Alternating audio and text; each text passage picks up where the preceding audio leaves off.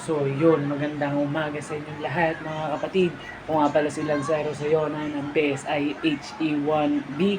At ito ang aking araw ngayon na pupunta tayo ng school para makita natin kung ano mabang ganap sa Pasiklaban ngayong taon. No, so yun, samahan niyo ako. Keep it up mga kapatid. At ayun ay pupunta tayo ngayon sa aming school na Technological University of the Philippines or TUP para sa gaganapin na Pasiklaban at aalamin natin yun kung ano nga ba ang ganap sa school namin ngayon. Ngayon ay bumiyahe ako mula Parecto hanggang PIPAB dahil ito ang pinakamalapit na route na pupunta sa amin. At after nun ay nakasakay ako agad. Sobrang swerte, nakasakay tayo agad sa LRT. No? So ang sakay natin mula PIPAB hanggang Central Terminal papuntang TUP at lalakad na lang tayo doon.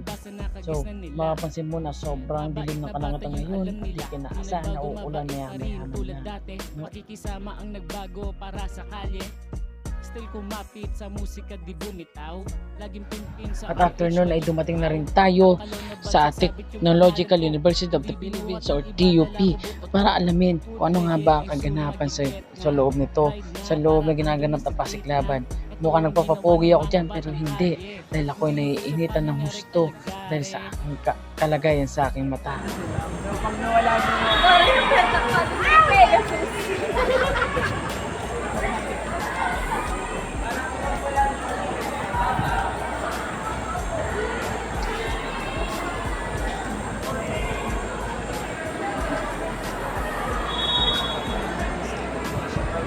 Yossi, linen green kasi hindi pwede yung maodi.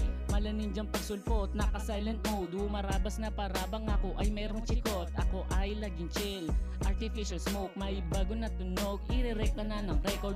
Sobrang layo ng agwat, ni pa i-zoom. Hindi si boy pick up pero lahat na pa-boom. Ito ay moderno pero lumang palabas. Umangat na rin ako, king inang yan sa wakas. Kahit saan mapadpad, lagi may abot na tagay.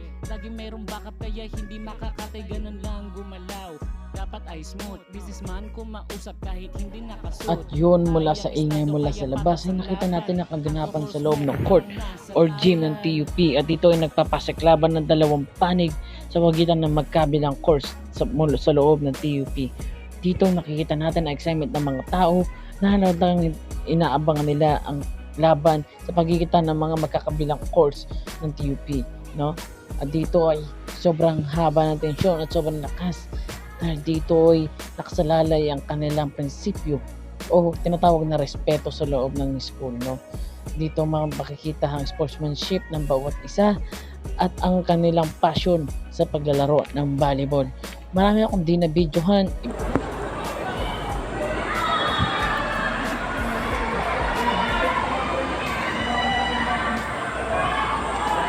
At sa puntong to ay sumilip lamang talaga ako dahil ako'y pupunta pa sa susunod na klase ko.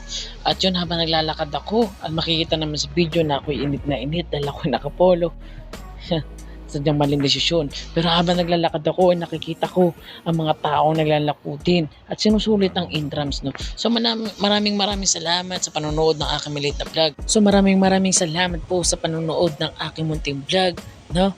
At sana nalaman nyo kung ano nga ba ang kaganapan sa loob ng TUP, kung ano man nangyayaring event dito. Mayong kapatid lamang na isulitin nyo kung ano man nangyayari sa loob ng school nyo, kung ano man yung event, ayan, dahil magsisilbi itong memory para sa inyo. And also, this is brought to you by Lazy.